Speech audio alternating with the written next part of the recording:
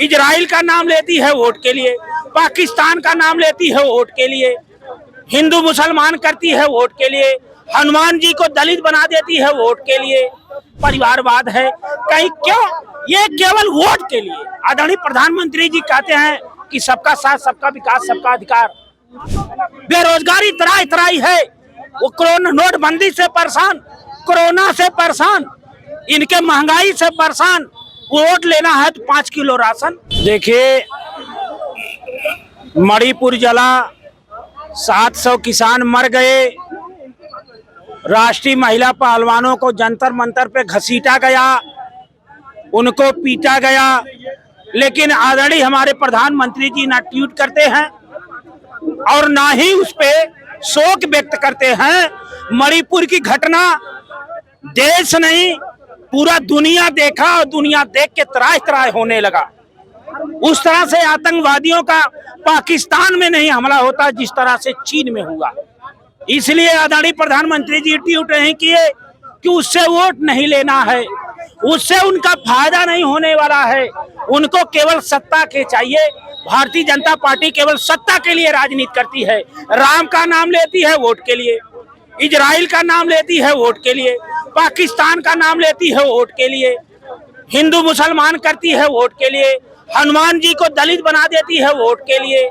कहीं ये कहती है कांग्रेस आएगी तो दंगा होगा, कहीं कहेगी समाजवादी परिवारवाद है, कहीं क्यों?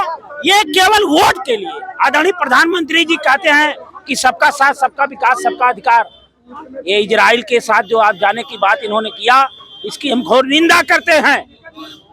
ये 24 का चुनाव आने वाला है, ये केवल ध्यान भटकाना चाहते हैं। विदेश में जाके मीडिया में प्रचार करते हैं हमारे देश में ये है। अरे देश की हालत देखिए, किसानों के देखिए, मजदूरों, महिलाओं, छात्र, नौजवानों, किसानों, बेरोजगारी तराई तराई है, वो कोरोना नोटबंदी से परेशान, कोरोना से परेशान, इनके महंगाई से परेशान। वोट लेना है तो 5 किलो राशन, हिंदू मुसलमान 80% मुसलमान। तो ये केवल ध्यान भटकाने के लिए ये जुमला है इनका, ये पाखंडवाद है। और ये इंडिया जो बनी है, इंडिया और पीडीए मिल करके देश को आजाद करेंगे। देश गुलाम बन चुका है, कुछ लोगों के हाथ में केवल है, कुछ लोगों को वायरस कर दिया गया हिंदू मुसलमान की बात। अरे ये नस काट दो तो ये खून निकलेगा, कोई बता नहीं सकता माइक लाल हिंदू का है कि मुसलमान का है। चले जाओ अस्पताल में, एक मुसलमान सर्जन है। आप बीजेपी से नाराज लग रहे हैं। नाराज नहीं है, मैं बीजेपी से नाराज नहीं हूँ, पाखंड से नाराज हूँ। जो राम के नाम पे ठगने का, ये मंदिर में यही कई करोड़ों का घोटाला हो गया, संजय सिंह आवाज उठा दिया, उसके घर ईडी का छापा पड़ गया। ये विचारधाराओं की लड़ाई है, हम विचारधारा के पुजारी हैं। ये देश हमारी माँ है। भाजपा वाले तो कहते हैं कि संजय सिंह ने जो है फ्रॉड किया है।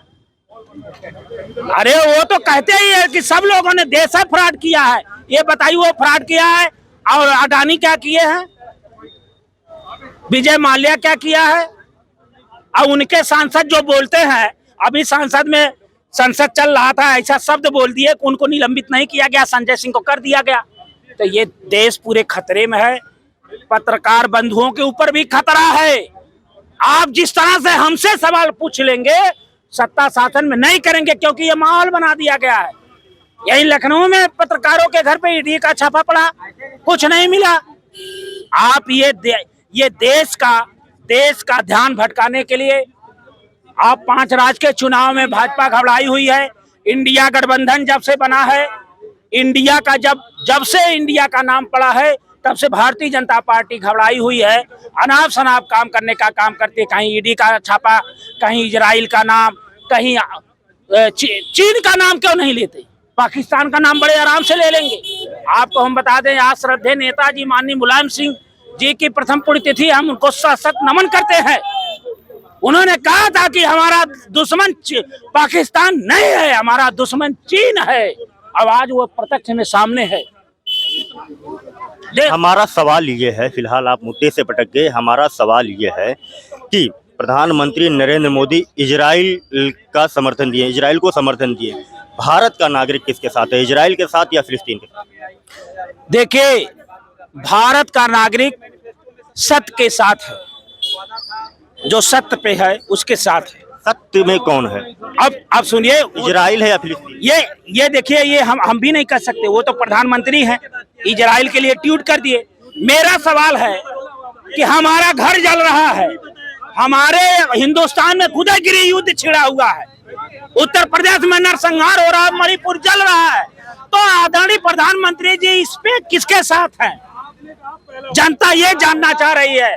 आप बताइए, आप किसके साथ हैं? मणिपुर अभी भी जल रहा है, आप विदेश की बात करते हैं ध्यान भटकाने के लिए।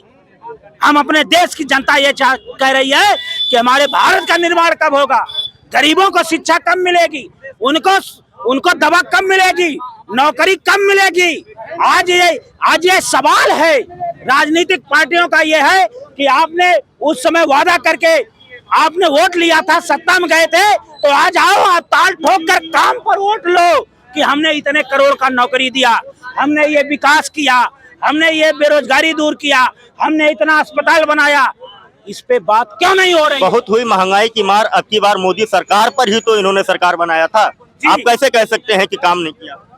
अरे वो तो सरकार बनाए थे, उन्होंने तो आदरणीय प्रधानमंत्री जी कहे थे कि आप हमको बनाइए, यूपी में सरकार बनाइए, यूपी से सांड गायब हो जाएंगे, रोड पे नहीं मिलेंगे। सांडों के लिए गौशाला बनाया गया, कहाँ है? आए दिन सांड से मर रहे हैं गाय।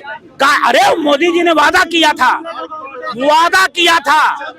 उन्होंने वादा किया था, और वादा करने पे ये केवल जुमले की पार्टी है, ये पाखंडवाद की पार्टी है, ये ध्यान भटकाने वाली पार्टी है, ये सनातन के नाम पे, राम के नाम पे, गंगा के नाम पे, ब्राह्मण के नाम पे, हिंदू के नाम पे, मुस्लिम के नाम पे, जात के नाम पे, गीता के नाम पे, पुराण के नाम पे, कहीं सनातन के नाम पे, कहीं अगले के नाम पे, केवल ध्यान भटका के वोट लेकर के सत्ता के लिए वो काबिज करने के, इसने जनता से मतलब है, न देश से मतलब है। ये संविधान बदलना चाहते हैं, लोकतंत्र खत्म करना चाहते हैं। संविधान कैसे बदलना चाहते हैं, ये बहुत बड़ा आरोप आप लगा रहे हैं।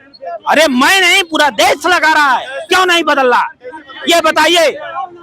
सुप्रीम कोर्ट ने आदेश दिया कि चुने हुई सरकार का ये होना चाहिए, उसके लिए रातों रात बिल आ जा रही है, उसके लिए कानून बनाया जा रहा है। अमित शाह के लड़के के नियम ताक पे रख करके उसको अध्यक्ष बना दिया जा रहा है। आप कहाँ हैं?